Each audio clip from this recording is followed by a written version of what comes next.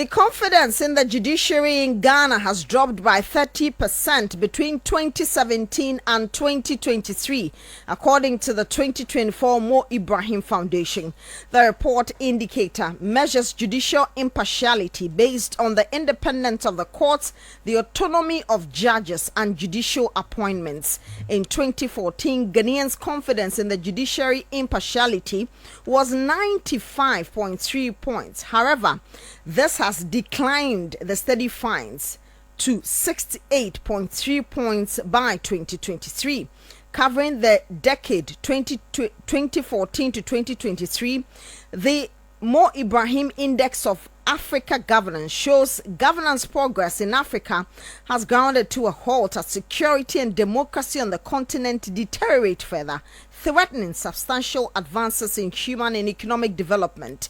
Now, the data assessing performance of governance and trends in 54 African countries over the decade collected from 49 independent sources, with some data commissioned by the Mo Ibrahim Foundation, is based on 322 variables clustered in 96 indicators organized under 16 subcategories and 4 main ones. They are security and rule of law, participation, rights and inclusion, foundations for economic opportunity, and human development.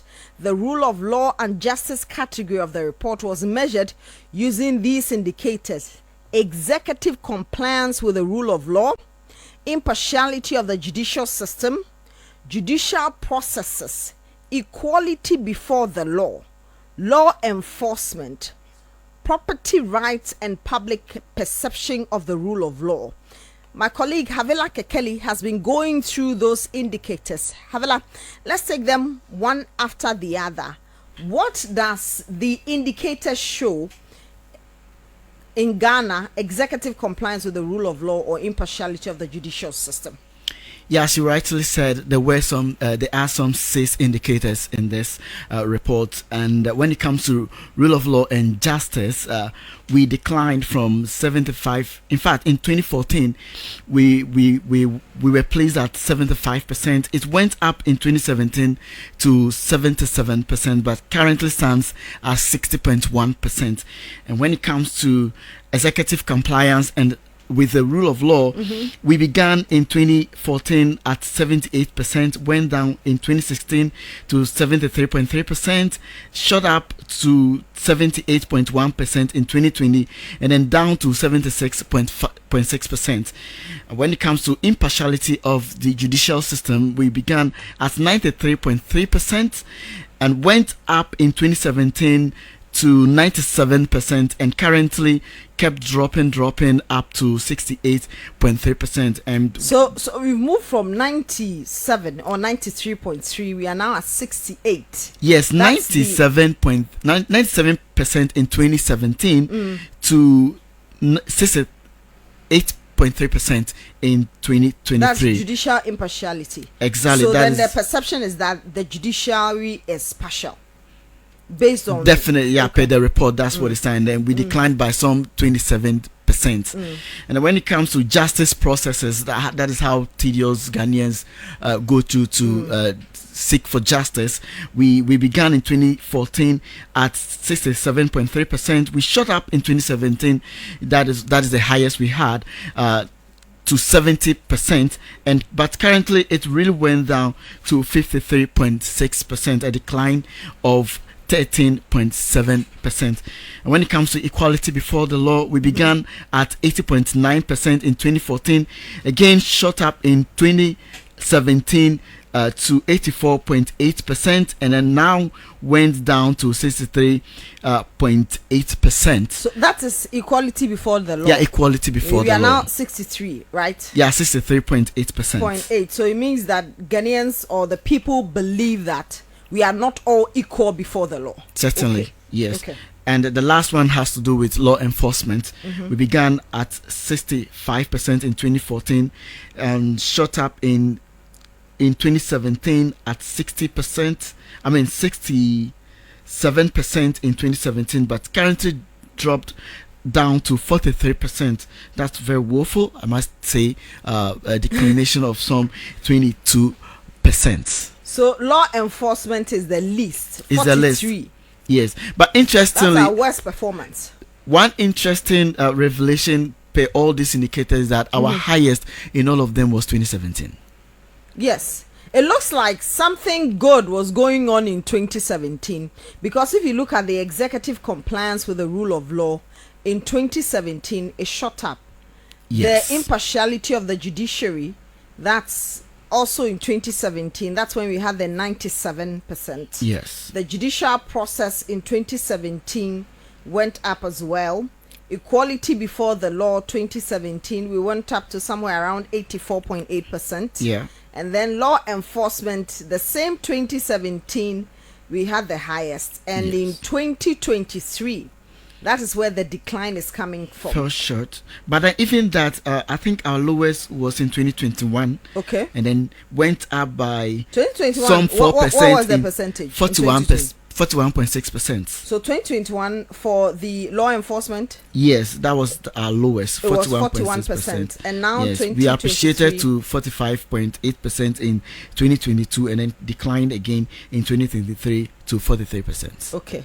This is very serious. So if they're talking about law enforcement, so that's an overview of what this Mo Ibrahim Foundation report about governance and legal system in Africa is, and that is what is the case for Ghana.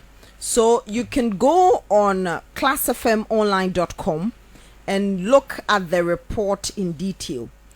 What does this mean for our justice system? Does this come to confirm the perception that the judiciary indeed is partial, that the judiciary is not autonomous, that the appointment of the judiciary is politically motivated, as some Ghanaians are saying? The people have raised issues about equality before the law. You know, the current discussion before Parliament on the declaration of some 4 seats vacant, and the analogy that some people in South, Santo Kofi, Akpafu, Likpe, and Lolobi have been without representation for 4 years. But the Supreme Court is saying that these 4 seats, Formena and Memphis Central, Agona West, and Suhum, the constituents cannot be without a member of parliament until maybe after the election. So people are saying we are not all equal before the law. They also say that, the speaker held a press conference last week, Wednesday. He talked about the fact that there have been certain cases before the Supreme Court that have taken almost a year, especially to the LGBTQIA plus bill, the people who are contesting the constitutionality or the right of that bill. It's been there for a year, and the speaker is talking about the fact that someone goes to court today, the person is able to get the Supreme Court to talk about it. Now, equality before the law, according to the Mo Ibrahim report, has declined. So that is somewhere around 41%. Law enforcement is also declined. So that's what the statistics is. Law enforcement, they say. Now, we know that the US has impose some visa restrictions on persons they call fomenters of trouble to derail the country's democracy ahead of the December 7 general elections. The U.S. ambassador to Ghana, Virginia Palmer, has justified that decision. She is saying that their decision to refuse and revoke visas to trouble fomenters before, during, and after the December 7 general elections is not particularly targeted at a particular person. She was speaking to the media on the sidelines of an event to celebrate the King's birthday put together by the UK High Commissioner here in Ghana last night.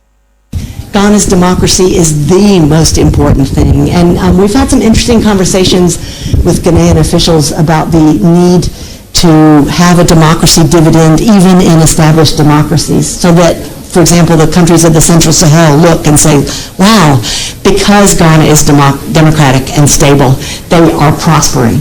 And so I'm looking to deepen the economic partnership too.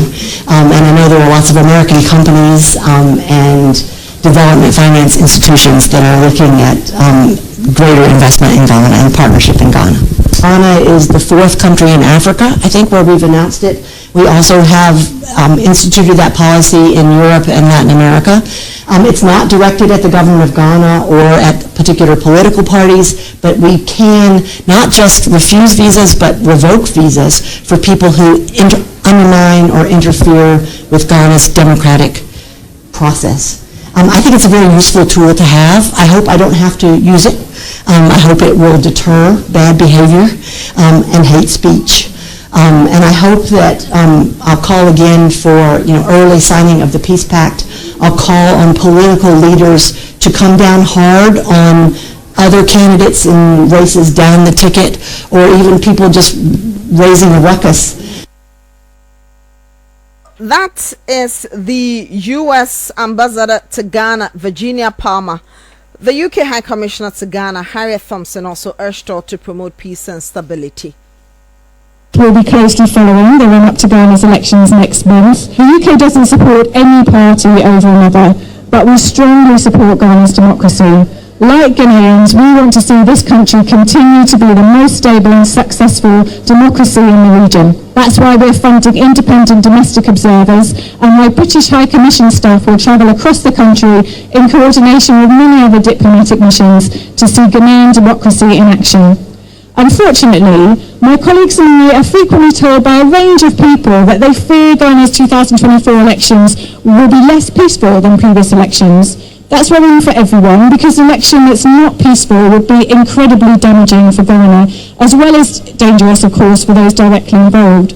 But the good thing is that politicians and others in influential positions can prevent this from happening. They can use and are using their voices as leaders to send clear messages that a successful election is a peaceful one. So I urge all of you with influence to do all you can to ensure that Ghana has credible, transparent, inclusive and peaceful elections, to make sure that Ghanaians continue their proud tradition of democracy. The UK cares so deeply about Ghana's democracy and future success because of the democratic values that we share.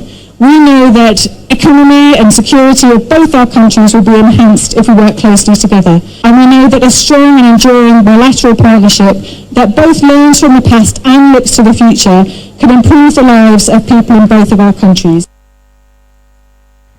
So that's the UK High Commissioner to Ghana, Harriet Thompson. Let's go back to our earlier story about the 2024 Ibrahim Index of African Governance. We talked to you about the decline in the rule of law and justice by 14.9%. We also told you about the executive compliance with the rule of law, which has dropped by 1.6%. Also, the decline of the impartiality of the judicial system, 27%. And then the judicial processes, 13.7% declining. Equality before the law, 17.1% decline. And 22 decline for law enforcement in the country. Paul Kumi is a constitutional lawyer. He joins us on the line. Counsel, good evening to you. Thank you very much for your time tonight on 505. Same here. Okay, so let's look at these statistics. Is that the situation on the ground, that the judicial process is not as easy, or we are all not equal before the law? Because equality before the law in 2014, I'm looking at the statistics, it was 80.9%, and 2015 it was 81.4%.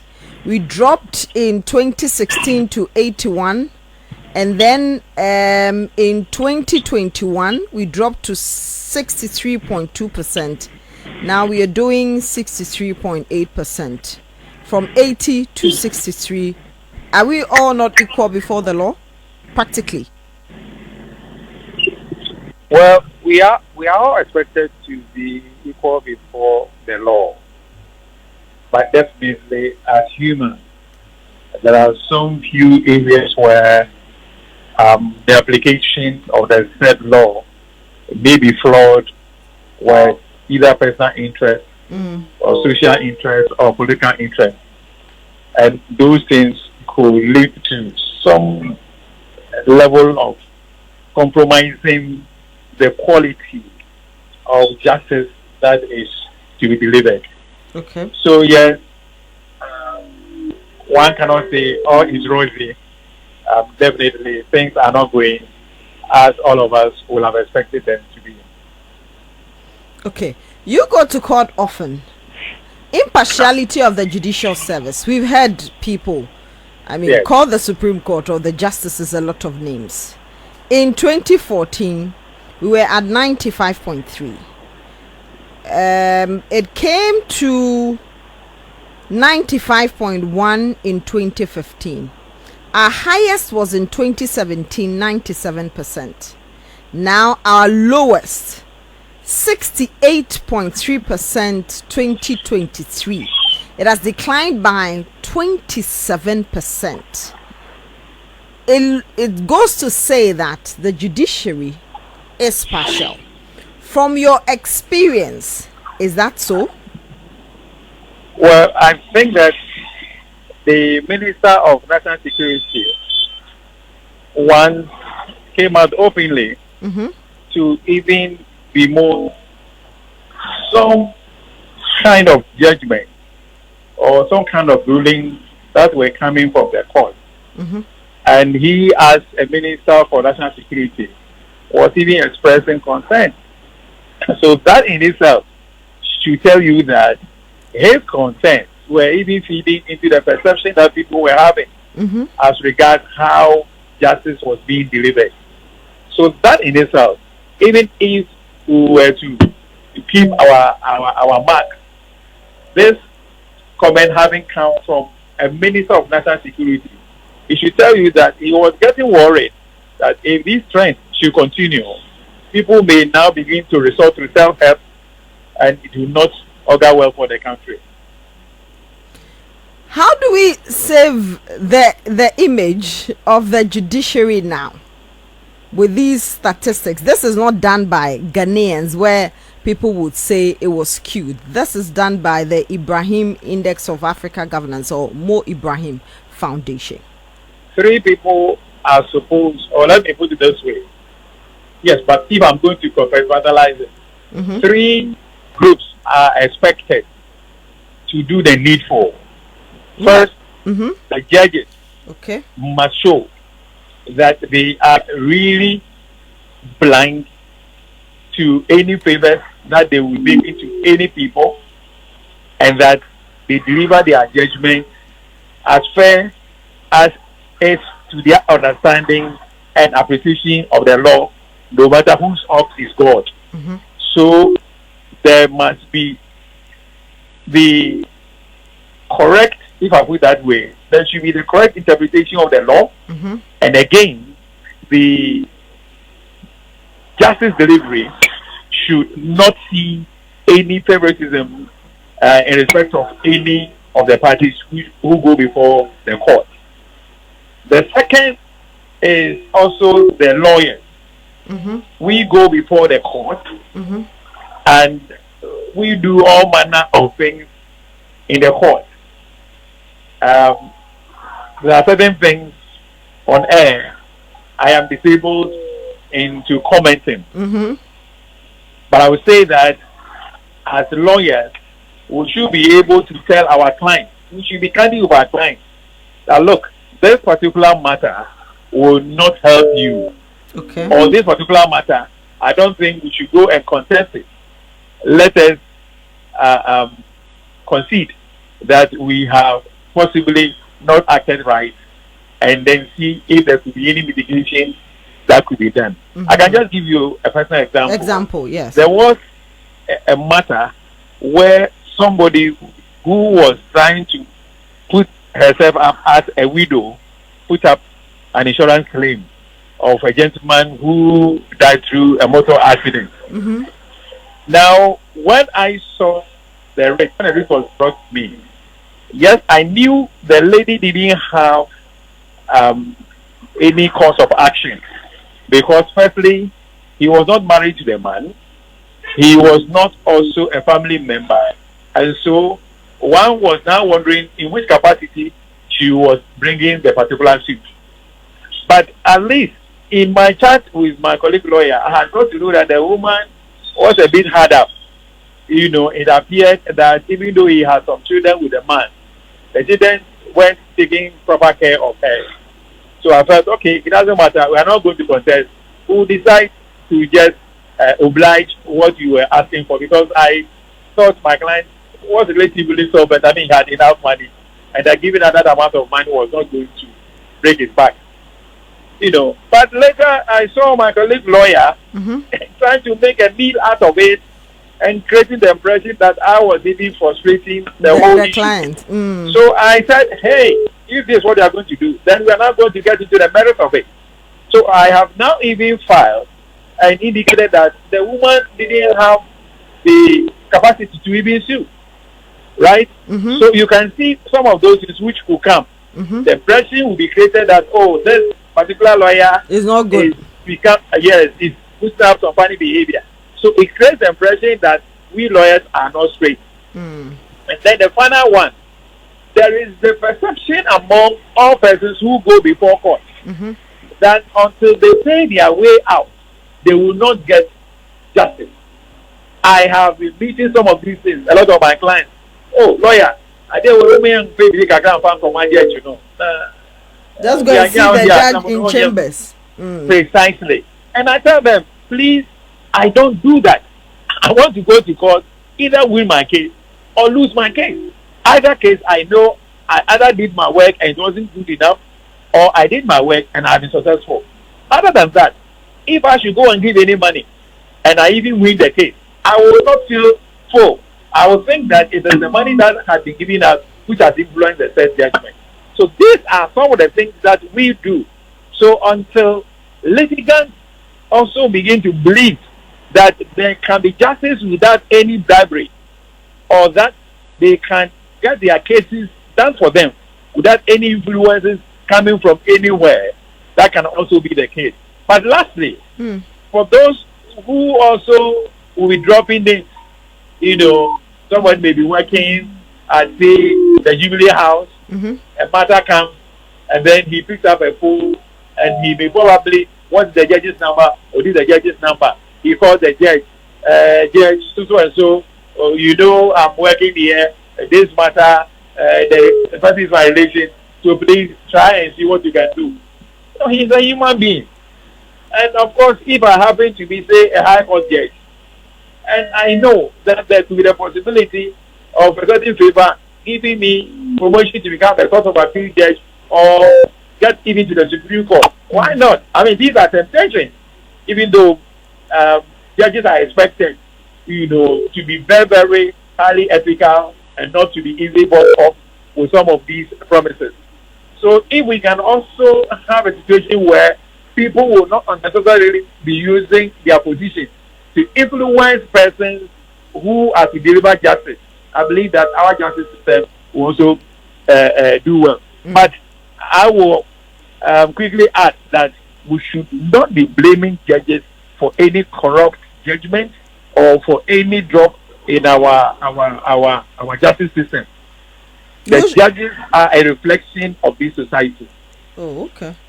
So if there's a drop, it means we contributed in our quota one way or the other. All of us are in the soup. Did we also? If there's no giver, there will be no taker. Oh, I see. Is it to say that we also contributed to the impasse that is currently in Parliament? Oh, but the Parliament thing, you want to put me in trouble? No, how? I'm just because the point is this, my sister. I didn't see why the Supreme Court should first and foremost even tolerate a phenomenon against rape. I didn't see. You have a situation where somebody now files a rape at the Supreme Court to say that Supreme Court don't allow a certain bill to go to the president. And then this thing is lying before the Supreme Court. I mean, it's something, but probably my knowledge of the law is very low.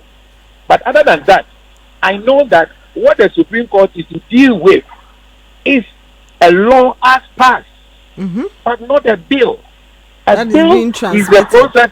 Yes, the processes that we have to go through.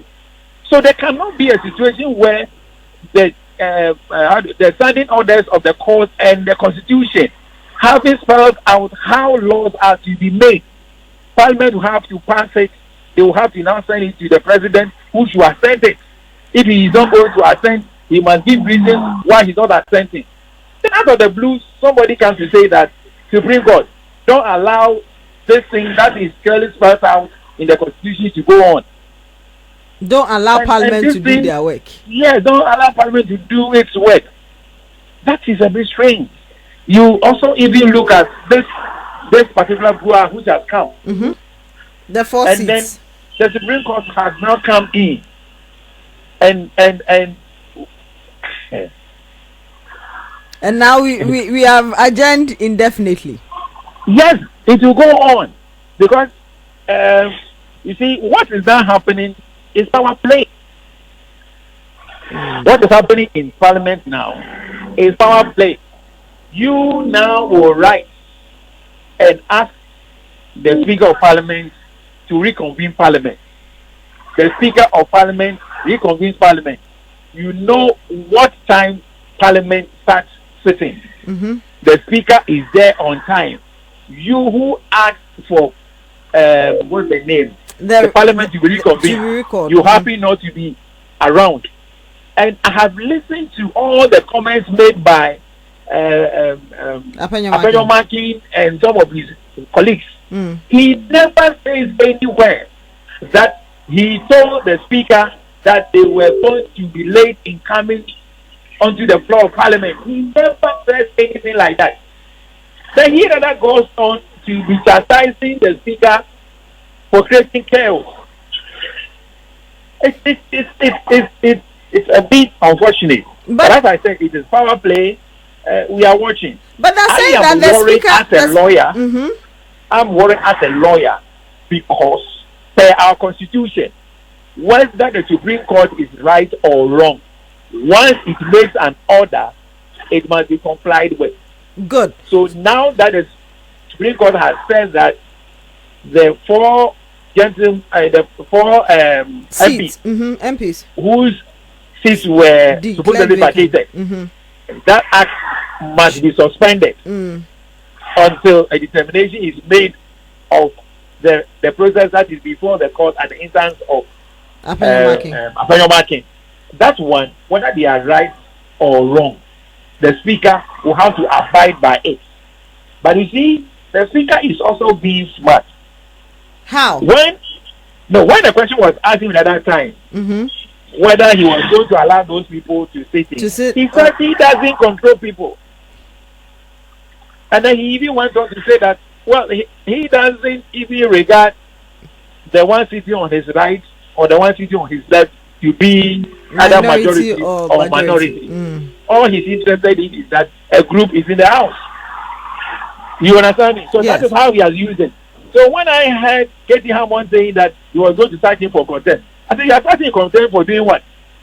If they had come, you see, what the NPP guys ought to have done was for them to have come to the Parliament. Mm-hmm. And then where the NDC parliamentarians were sitting, mm-hmm. and which is their seat, they would then call the attention of the Speaker and say that, Mr. Speaker, this is where we always sit. These people have come to take over our seat. So we are unable to sit. So please, can you ask them to go and sit at where you know they usually sit? I hope you understand me. Yes, I do.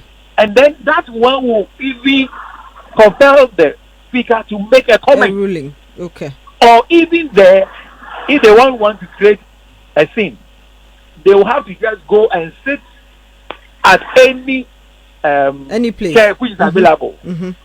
And then, while seated, Apenyomakin can get up, whether he's a majority leader or a minority, he will come up and say that, Mr. Speaker, this is what the Supreme Court has directed. Can we know what your pleasure is?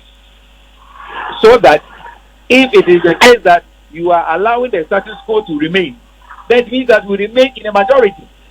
If you are saying you are going to defy it, then we can now advise ourselves. And you don't do that.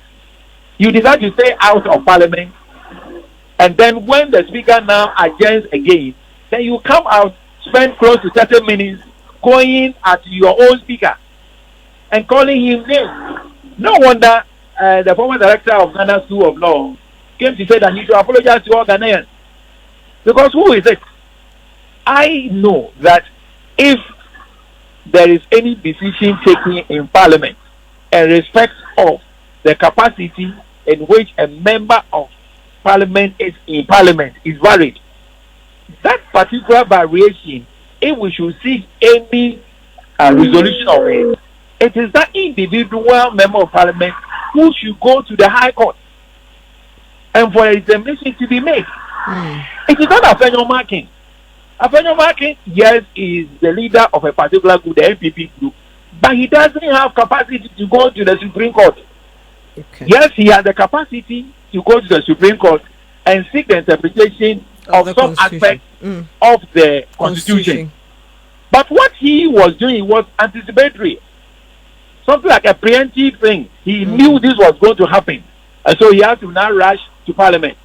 And then, after the decision has been taken by the Speaker, then he now goes using what he claims to be his desire to have an interpretation to say that, okay, until you do the interpretation to what I have brought before you, then don't allow these people, to be removed from Parliament. No, that is not part of what you sent before the Supreme Court. So that is why some of us find it a little bit uncomfortable, so to speak, that the order was made that they should free. Yes, I now say again, probably my law or understanding of the issues may not be as clear as our justices are the yes, but I'm saying that notwithstanding anything, whether it is wrong or whether it is right, once the Supreme Court has made a certain determination, it must be complied Speaker with. of Parliament is expected to comply. So why didn't the Speaker then decide and say that, okay, based on the Supreme Court's decision, although the NPP members are not here, this is my ruling, so the NDC should move? What would be that fault? So, yes, for more times, it is either a member who raises an issue on the floor and which issue is either debated or which issue is reacted to by the Speaker of Parliament. That's the first one. 2, what you say could be part of it. It could be part of the announcement that the Speaker could have made. There's also a Speaker's communication, which could have fallen under that. Yes, so, but he will say that, well, I'm waiting for the whole House to be there before I make that particular pronouncement.